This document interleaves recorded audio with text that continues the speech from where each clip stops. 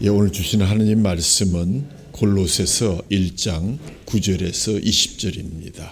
이경욱 권사님께서 나오셔서 봉독하시고 오늘의 말씀이 증거되겠습니다.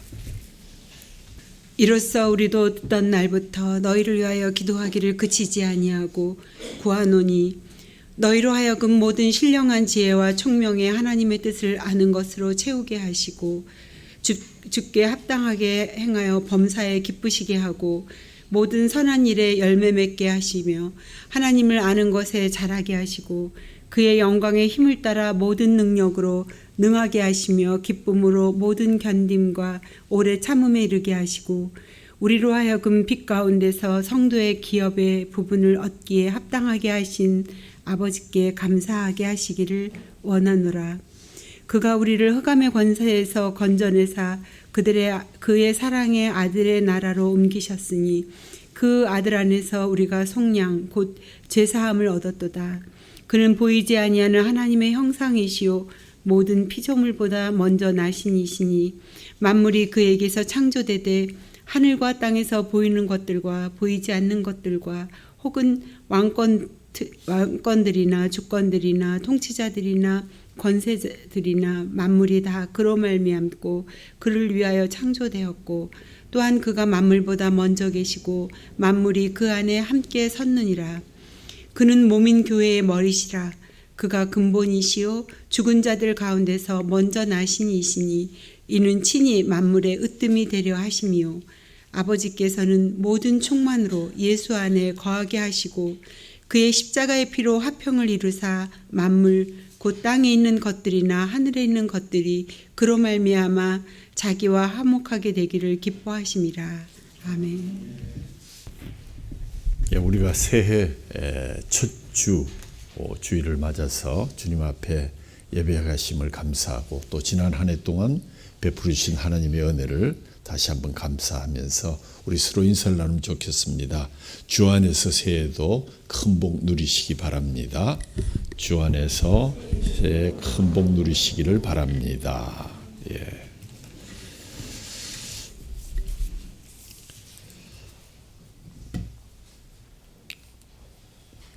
오늘 설교의 제목도 그렇듯이 좀 특이한 소재를 가지고 여러분께 말씀을 전하고자 합니다. 내일이 1월 6일 교회 절기로 주현절입니다.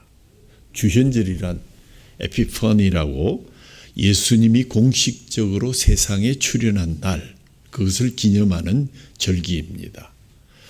날짜는 전통적으로 1월 6일로 정해져 있지만 나라에 따라서는 1월 2일부터 8일 사이에 주일을 주현절로 삼는 그러한 나라들도 있습니다. 로마 가톨릭 교회에서는 주님 공현 대축일 이렇게 길게 부르고 또 개신교에서는 주현절 또는 공현절이란 공식적으로 현현하셨다 하는 그러한 이야기입니다. 이 주현이라는 말은 예수님의 신성이 이 땅에 최초로 공식적으로 나타난 것을 말합니다. 이를 서방 기독교에서는 동방박사가 예수를 찾아온 때로 보고 동방 기독교에서는 세례자 요한이 예수님에게 세례를 준 때를 기준으로 하고 있습니다. 주현절의 절기의 색은 흰색으로 흠없는 순결과 또 거룩함과 완전과 위엄, 영광, 즐거움을 상징하는 신성의 색인 청탄절과 부활절과 같은 기쁜 축제에 사용되는 흰색을 특별히 전래 색상으로 사용하고 있습니다. 예전의 대부분의 설교는 동방박사 아기 예수 방문이나 또는 예수님의 수세를 중심으로 말씀을 전했던 것으로 기억되고 있습니다. 오늘은 특별히 미국의 감독 목사였던 제임스 파이크라는 분이 설교하면서 들려준 양탄자 위의 에블레 나방 이야기를 통해서 예수라는 전망을 통해 우리의 인생을 조명해보고 예수님은 누구이신가 거시적으로 생각해보는 이러한 말씀을 듣고자 합니다. 아마 기존의 설교 양식을 일탈해서 말씀 전할 때 성령님께서 여러분에게 또 저에게 집중하는 은혜를 주시기를 간절히 소원합니다. 지난주일 주보 일면에 잠시 소개했던 엘리자베스 키블러-로스가 그의 책 인생 수업에서 전해준 우리 삶 뒤에 있는 큰 그림, 그를 상기하면 좋을 듯 합니다.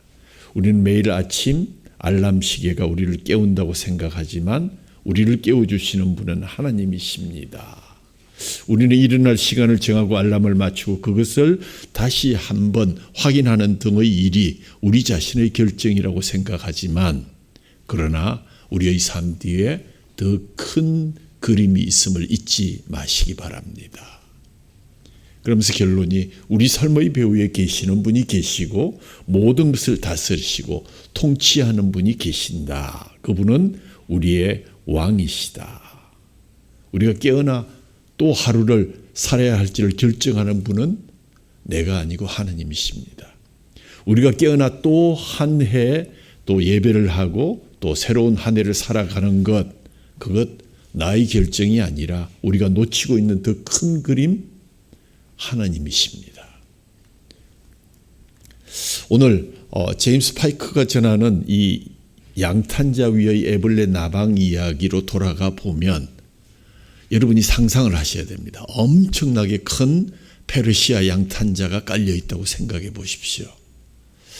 이 양탄자는 여러 가지 색깔로 된 멋진 카펫인데 오늘 여러분이 상상하실 카펫의 색깔은 회색과 노란색과 빨간색 그리고 흰색으로 되어 있는 네 가지 색으로 되어 있는 큰 대형 페르시아 양탄자가 화려하게 깔려져 있다. 이렇게 상상을 하셔야 됩니다.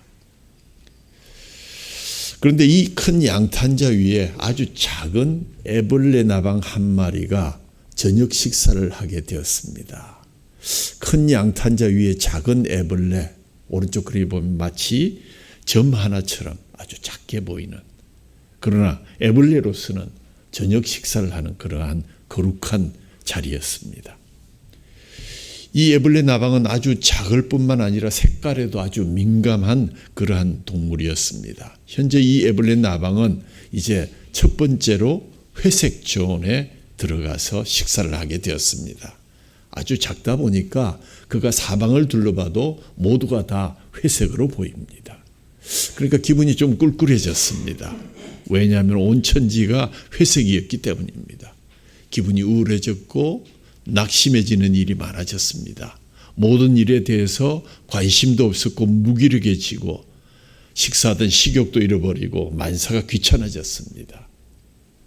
친구를 만나는 것도 싫어졌습니다. 그저 멍하게 하늘만 쳐다보고 한숨을 짓는 회색 존의 애벌레 나방. 스스로 볼 때도 참 한심했습니다. 언제나 맥을 놓고 있었고 모든 것이 짜증스러워졌습니다. 무기력하고 우울한 이 작은 애벌레 나방은 이리저리 뒤척이면서 이 상황을 어떻게 벗어날 수 있을까? 그러다가 운이 좋게 그는 그 옆에 있는 노란색 존으로 굴러 들어갑니다. 들어가는 순간 세상이 바뀌었습니다. 지평선 끝까지 모두가 다 노란색이었습니다. 회색에서 노란색으로 바뀌어지니까 그의 기분과 행동도 일순간에 바뀌어졌습니다. 애벌레 나방은 삶의 새로운 활력소를 얻는 것 같았고 잃어버린 식욕도 찾았고 들소처럼 이곳 저곳을 다니면서 활력 있게 지냈습니다. 얼마나 행복한 시간이었던지요. 그런데 여기저기 입질을 하다가 자기도 모르는 사이에 다른 색깔 빨간색 존으로 넘어갑니다. 그런데 빨간색은 애벌레 나방의 무의식 세계에 엄청난 영향을 미치게 됩니다. 다른 라이벌 나방에 대한 시기와 질투와 정오 감정들이 다 잊어버린 줄 알았는데 서서히 표면 위로 올라오기 시작하면서 흥분하기 시작했습니다. 얼굴이 점점 붉어지기 시작합니다. 사실 오래전에 이미 극복했다고 생각하던 그런 악감정들, 질투하고 분노하고 열등감과 우울감, 비교의식 등이 빨간색의 자극을 받아서서 서서히 수면 위로 떠올랐고 이렇게 온갖 트러블에 빠지게 되었습니다. 애벌레 나방은 이런 미움과 시기 질투의 감정들을 견디려고 무진 애를 쓰고 있었지만 그만 쓰러지고 말았습니다. 그런데 운이 좋게 그는 흰색 지역으로 뛰어들게 됩니다. 근데 흰색 지역에 가면 좀 나을 줄 알았는데 더 큰 문제가 생겼습니다. 왜냐하면 흰색에 비친 자신이 얼마나 불길하고 더러운지 이전에 한 번도 느껴보지 못했던 더러움과 오점들이 드러나기 시작한 것입니다. 온갖 죄책감들이 이 자그마한 에벌레 나방을 괴롭히기 시작했고 그러자 에벌레 나방은 극단적인 절망에 이르게 됩니다. 이제 다른 길이 보이지 않습니다. 우리의 불쌍한 이 에벌레 나방은 신경쇠약에 이르렀고 더 이상 삶을 유지해가기가 힘들었습니다. 그는 전문가의 도움이 필요한 지경에 이르렀고 이제 전문가를 찾아가게 되었습니다. 사랑하는 성도 여러분, 여러분이 이 에벌레 나방의 정신과 전문의라면 여러분은 무엇이라고 처방하시겠습니까?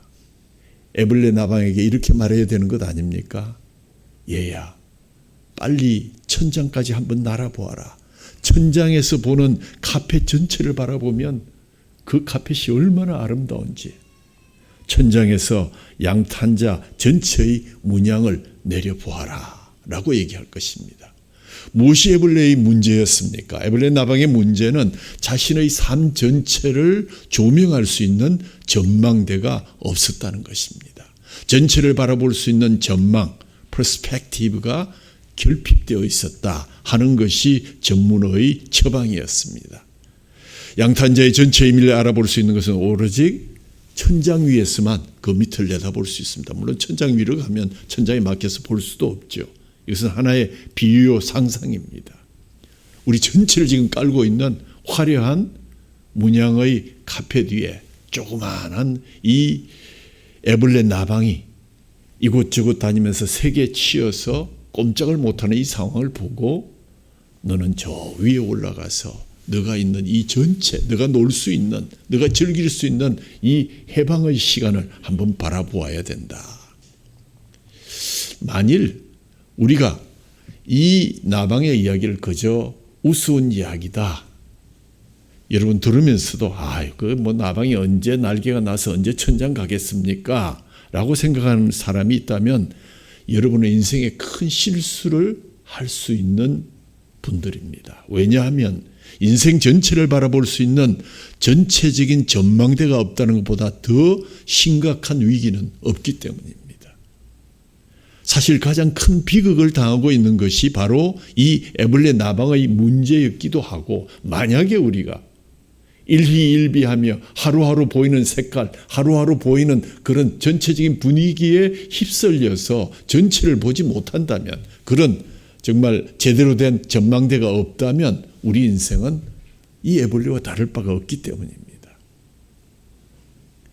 그런데 이 애벌레의 이야기를 만들어낸 제임스 파이크의 감독의 삶이 바로 이와 같은 예에 해당됩니다. 애벌레 나방 이야기는 사실 파이크 목사님의 자화상이었습니다. 그는 어릴 때 천주교 신자로 자랐고 신부가 되려고 했고 대학 시절에 졸지에 불가지론자, 알 수 있는 것이 아무것도 없다라는 그러한 학설에 또 철학에 휩쓸려서 방황하다가 다시 이제 교회로 돌아오게 됩니다. 후에 승승장구해서 캘리포니아 감독 목사직에 오르게 됩니다. 그런데 다시 정통 기독교 신앙에서 떠나기 시작했고 나이 56세 완전히 교회를 등지게 됩니다. 그리고 유대 황량한 들판에서 헤매다가 결국 그는 죽고 말았습니다. 이 애벌레 나방 이야기는 결국 파이크 목사님의 자신의 이야기였습니다. 그러나 이 이야기가 오늘 우리의 이야기가 될 수 있다는 위기감을 느끼지 못한다면 우리 역시 그러한 자화상에 휩쓸리게 될 것입니다. 파이크 목사의 이야기일 뿐만 아니라 수많은 우리들의 이야기일지도 모른다는 때로는 두려움과 좌절과 낙심들이 우리를 사로잡을 때 때때로 혼란과 혼돈과 불안과 우울증에 시달리기도 할 때 우리는 오늘 이 이야기를 보면서 우리에게 높은 전망대가 필요하구나 하는 그러한 필요성을 꼭 기억하시기를 바랍니다. 왜 이렇게 된 것입니까? 이런 일들 가운데 있을 때 우리는 종종 전체를 조명할 수 있는 적절한 전망을 상실했기 때문입니다. 이야기가 전체를 들을 수 있는 전망대를 상실했고 볼 수 있는 전망을 가지지 못했기 때문에 우리 인생에서 가장 좋은 위치를 잃어버렸기 때문입니다. 많은 크리스찬들이 삶의 의욕을 상실하고 아무런 즐거움과 기쁨도 없이 무색무취의 삶을 살면서 그저 주일이면 의무방어전으로 교회를 왔다 갔다 하는 이유 무엇일까요? 천장에서 자신의 삶을 바라보지 못하고 카펫 위에서 이 색깔 저 색깔에 묻혀서 자신을 제대로 알아보지 못했고 천장에서 바라보는 시각이 곧 그 주는 해방감과 그 넓은 인생의 터전 위에 아름다운 그러한 주님이 그려놓은 아름다운 동산이 있고 기쁨이 있고 친구가 있고 사랑이 있고 애정이 있다는 사실을 느껴볼 기회도 없이 색깔에 취해서 세상 일에 취해서 피로하게 되고 쓰러지게 되는 것이 우리 인생들이 아닌가 새해 우리에게 주시는 말씀으로 받으시기를 바랍니다. 왜냐하면 오늘 바울은 골로새서 1장 10절에서 14절까지 묻고 있는 것처럼 여러분은 과연 주님이 주시는 해방의 맛을 보면서 자유로운 인생을 즐기고 있습니까? 라고 물으십니다. 여러분이 즐기고 있는 양탄자의 색깔들이 주는 공포의 압제에서 자유로운 삶들을 살기를 바라십니까? 그리스도의 이름에 영광을 돌리는 삶, 그분의 마음에 기쁨을 주는 삶을 살기를 과연 원하고 살아가고 계십니까? 많은 열매와 가시를 맺는 삶을 살아가고 있습니까?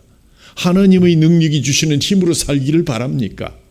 그분이 주시는 능력으로 어떤 경험들이라도 기쁨으로 넉넉히 견디며 이것들이 지나가서 그것이 여러분의 삶의 밑거름이 되고 새로운 도약의 디딤돌이 될 수 있다면 바울은 골로새에 있는 그리스도인들이 이렇게 되었으면 좋겠고 또 이 말씀을 듣는 길교회 성도들이 또 방송을 통해서 이 말씀을 듣는 여러분들이 이러한 소망 가운데 여러분의 전망대를 회복할 수 있기를 바라는 마음으로 이 말씀 주셨습니다. 하나님께서 여러분에게 그분의 뜻에 맞는 지혜로운 마음과 영을 주시기를 구했고 또한 하나님께서 일하시는 방법을 여러분이 완전히 이해할 수 있게 해달라고 바울은 강구하고 있습니다. 우리는 여러분이 주님의 과수원에서 주님께서 자랑스러워 하실 정도로 열심히 일하고 땀 흘리면서 주님을 위해 더할 나위 없는 훌륭한 삶을 살기를 기도합니다. 하나님께서 일하시는 방식을 알면 알수록 여러분은 여러분의 일을 어떻게 해야 할지 더욱 알게 될 것입니다. 우린 여러분이 여러분의 일을 끝까지 해낼 수 있는 힘, 이를 바득바득 갈면서 마지못해서 끌려가는 삶이 아니라 하나님이 주시는 평화와 그 영광스러운 힘을 받아서 견딜 수 없는 것을 견뎌내고 기쁨이 넘쳐나는 삶, 우리를 강하게 하셔서 우리를 위해서 마련해 주신 그 밝고 아름다운 양탄자를 다 볼 수 있고 즐길 수 있는, 그래서 아름다운 아버지께 감사드리는 힘을 가지시는 여러분이 되시기를 바랍니다. 지금 방금 한 이야기는 오늘 우리가 읽었던 성경의 요지 중에 유진 피터슨이 메시지의 9절에서 12절 번역한 그러한 성경의 말씀입니다. 이러한 삶을 원치 않는 사람이 누가 있겠습니까? 여러분의 그리스도는 지금도 여러분이 살고 있는 그리스도보다 훨씬 더 크셔야 합니다. 여러분이 알고 계시는 그리스도보다 훨씬 더 크셔야 합니다. 왜냐하면 그분은 우리가 상상할 수 없는 이 세상을 지으시고 이 세상의 주인 되시고 그분의 전망이 얼마나 높고 뚜렷하고 큰 세계를 품고 있는지를 여러분은 아셔야 할 것입니다. 그러면 여러분은 양탄자 위에서 그리스도를 바라보며 티격태격할 것이 아니라 천장에서 그리스도를 바라보는 삶으로 옮기셔야 합니다. 여러분의 이해를 돕기 위해서 바울 사도는 그리스도에 대해서 몇 가지 중요한 진술을 우리에게 들려줍니다. 오늘 15절에서 17절에 바울은 우리의 가장 좋은 전망대이신 예수 그리스도는 이런 분이시다 하고 우리에게 새 아침에 들려주십니다. 첫 번째, 그리스도는 유일한 하나님의 형상으로 보이지 않지만 그분은 세상이 하나님의 형상들로 가득한 것처럼 우리 속에 가득하기를 원하시는 분이다. 나무로 만든 초라하기 그지없는 형상들로부터 인간 정신이 만들어낸 가장 세련된 형상에 이르기까지 이 세상에는 하나님의 형상으로 가득 차 있다.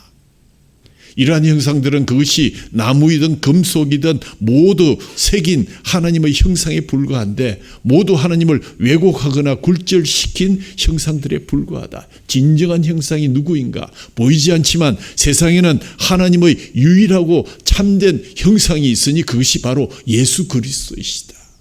예수 그리스도는 하나님의 수많은 형상들 중의 하나가 아니라 오직 유일하신, 보이지 않지만 유일하신 투명 그 자체 하나님이시다. 그를 보면 하나님 자신이 그대로 나타난다는 말씀입니다. 여러분이 그리스도를 바라보면 여러분은 그리스도를 통해서 바라보는 것이요, 그리스도를 통해서 하나님을 바라보는 것이 됩니다. 하나님은 그리스도처럼 생겼고 그리스도 역시 하나님처럼 생기셨습니다. 그리스도를 본 사람은 하나님을 본 사람입니다. 두 번째로 그는 먼저 나신 주권자이십니다. 그리스도는 모든 피조물들 가운데 처음 나신 분, 이미 계셨던 분이라는 사실을 기억해야 합니다. 그가 모든 피조물을 만드셨기 때문입니다.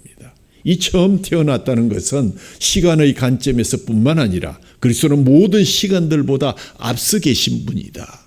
처음 태어났다는 것은 성경적인 의미에서 하나님의 마음과 하나님의 계획에서 제일 먼저 어쩌면 똑같은 그러한 본질을 가지시는 분이다. 이런 뜻입니다. 그리스도는 모든 피조물 중에 제일 먼저 나신 분이다. 그렇다고 해서 그가 피조물이라는 뜻이 아닙니다. 피조물보다 훨씬 더 먼저 계셨고 그는 피조물을 지으신 분입니다. 그렇게 말하는 이유는 하나님께서 그분에게 첫 번째 자리를 주시면서 롤드십, 주권을 그에게 주셨다는 이야기입니다. 즉 모든 피조물을 다스리는 주권자로 삼으셨다. 세 번째, 그는 만물의 창조주시다. 이미 조금 설명을 했습니다. 그리스도는 모든 만물이 그로 말미암아 지음을 받았고 또한 그를 위해서 지음을 받았다라는 것이 성경의 말씀입니다. 하늘에 있는 것들이나 땅에 있는 것이나 보이는 것들이나 보이지 않는 것들이나 보좌나 권력들이나 통치자들이나 권력자들 모두가 다 하나님이 지으셨습니다. 모든 것들, 만유와 만물이 그리스도에 의해서 지음을 받았고 또 그를 위해서 지음을 받았습니다. 그렇다면 여러분들도 그렇다는 것입니다. 우리가 정말 지나간 모든 시간을 되돌아보면 이미 죽었고 도무지 회생할 수 없는 죄인이었지만 그가 우리를 위해서 우리를 살리셨고 그분의 살과 피를 우리에게 주셨습니다. 앞으로 오는 주간 내내 이 사실을 우리가 깊이 묵상한다면 우리를 지으신 분이 그리스도라는 사실을 묵상한다면 우리는 많은 근심과 걱정에서 해방될 수 있을 것입니다. 우리의 인생과 삶에 대해서 근심 걱정한다면 우리의 삶에 대해서 근심 염려한다면 예수 그리스도께서 하신 말씀을 기억하십시오.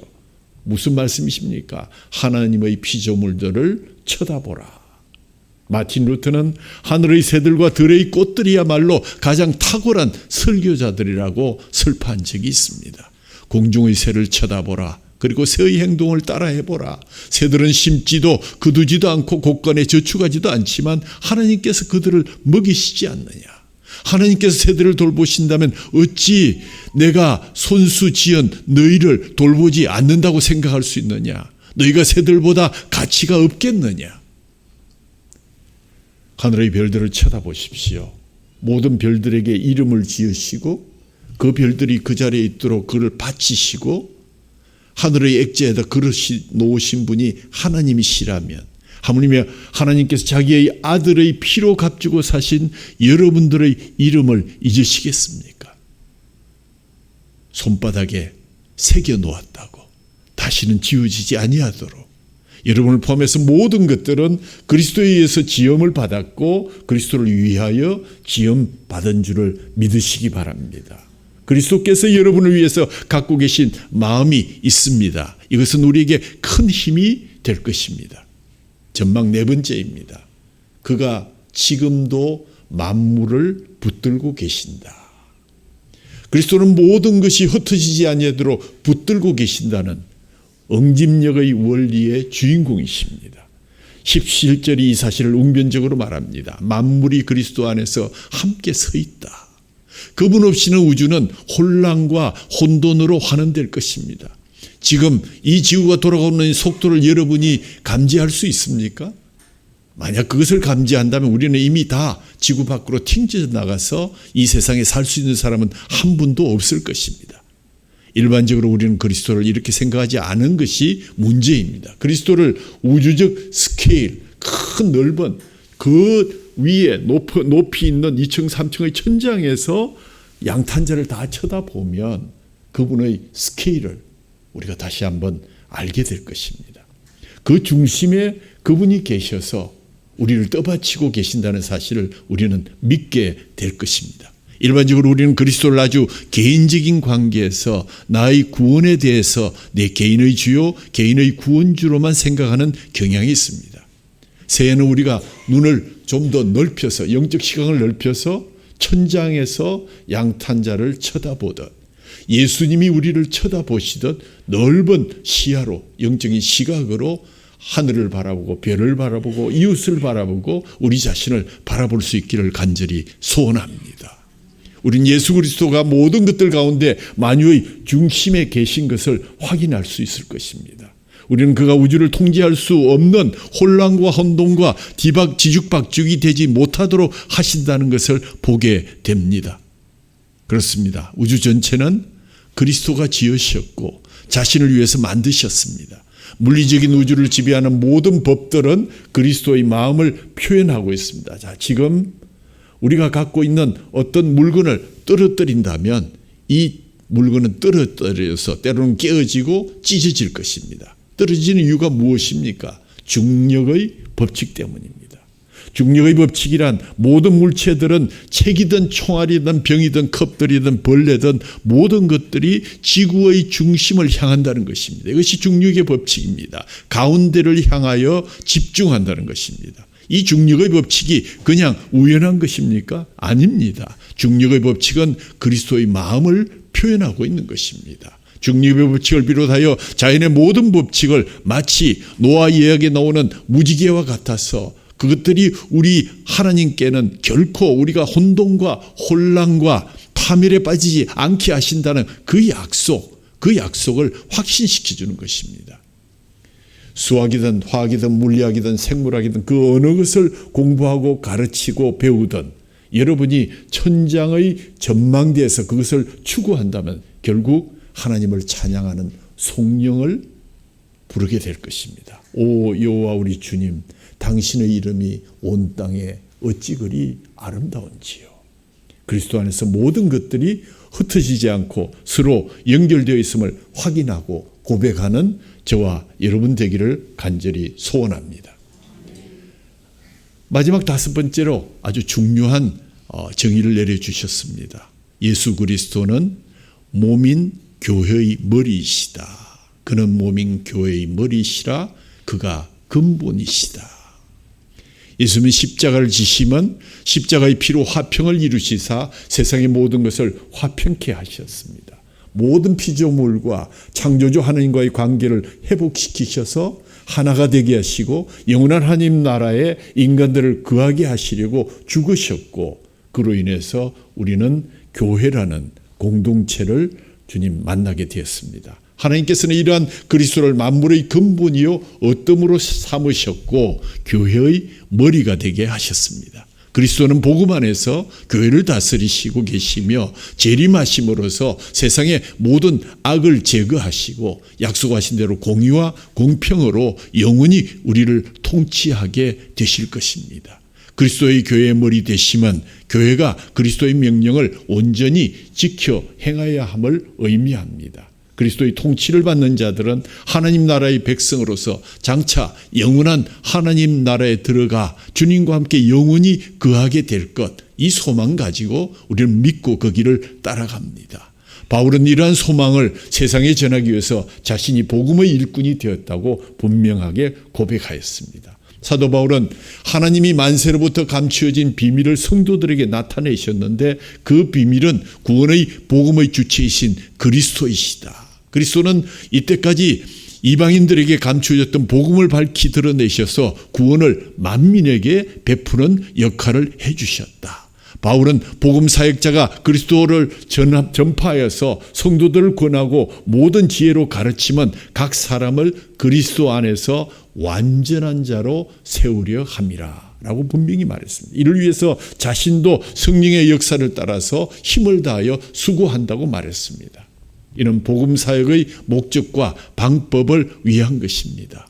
여러분, 그리스도 안에서 성장하여 완전해지는 것, 나 자신뿐만 아니라 내가 양육하고 내가 사랑하는 우리 이웃들도 그러한 지경에 이룰 수 있도록 그리스도 안에서 성장하여 완전해져서 그분이 지어놓으신 온 세상을 바라볼 수 있는 영적 전망대를 마련하고 주님 이 땅에 오실 때 전혀 낯설지 아니한 주님의 천국을 바라보고 맞이할 수 있는 저와 여러분이 되기를 간절히 소원합니다. 교회를 통해서 우리는 하나님 나라에 대한 시사회를 가지고 있고 교회를 통해서 우리는 시식회를 가지고 있습니다. 하나님 나라의 맛과 하나님 나라의 영광과 하나님 나라의 소식을 볼 수 있는 그러한 아름다운 교회가 바로 그분이 주인이십니다. 여러분, 물이 바다를 덮은 같이 그리스도의 사랑이 땅을 덮을 때 드러나게 될 영광의 한 줄기 햇살인 예수 그리스도를 붙잡으셔야 됩니다. 왜냐하면 하나님은 자기의 충만함이 그리스도 안에 거하는 것을 즐거워하고 만족해 하시기 때문입니다. 하나님은 그리스도를 통해서 땅에 있는 것들이나 하늘에 있는 것들이나 모든 것이 그리스도의 피를 통해 평화를 이룸으로써 자기와 화해되기를 기뻐하시고 즐거워하며 우리를 기다리고 계시는 것입니다. 결론을 말씀드립니다. 새해 첫 주일 예배 이제를 떠나면서 여러분 기억하십시오. 그리스도를 우리의 삶의 전망대로 삼으신다면 여러분은 모든 것을 넉넉히 견디고 이겨나갈 수 있을 것입니다. 우리는 예수 그리스도를 통해서 우리의 인생의 깊이와 너비와 높이를 진정하게 맛보게 될 것입니다. 성공과 실패의 모든 일 가운데서 일하시고 붙들고 계신 하나님의 손길을 경험하게 될 것입니다.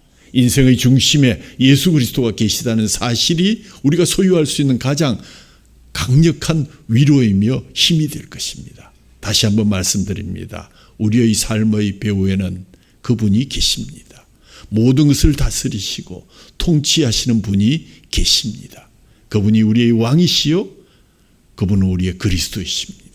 신앙생활은 언제나 우리가 그것을 아는 데서부터 시작됩니다. 전망을 높이 두십시오.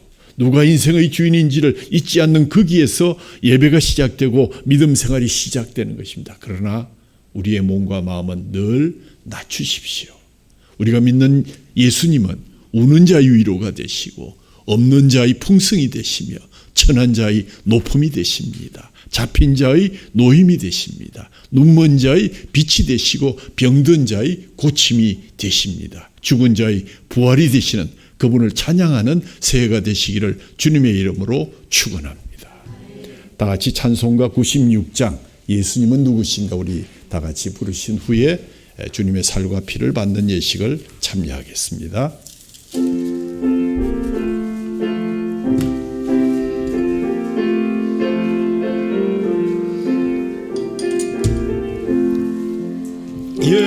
예수님은 누구신가 우는 자의 위로와 없는 자의 풍성이며 천한 자의 높음과 잡힌 자의 노임 되고 우리 기쁨 되시네.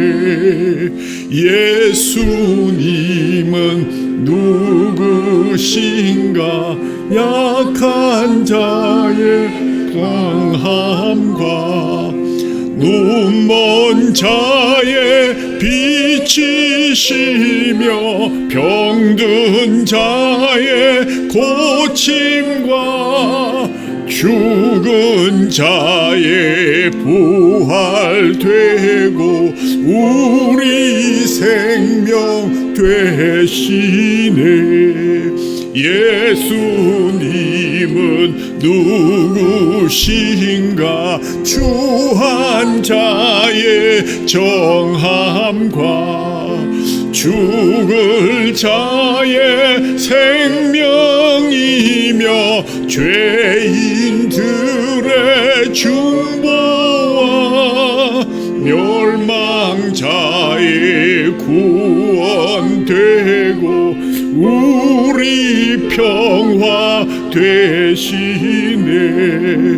예수님은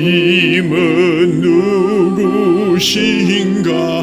온 교회의 머리와 온 세상의 구주시며 모든 왕의 왕이요 심판하실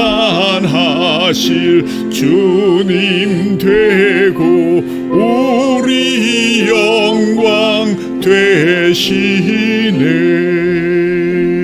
아멘. 하나님 아버지 감사합니다. 새해 첫 주일 예배를 통해서 주신 말씀을 기억합니다. 가장 좋은 전망대인 예수 그리스도를 붙잡아라.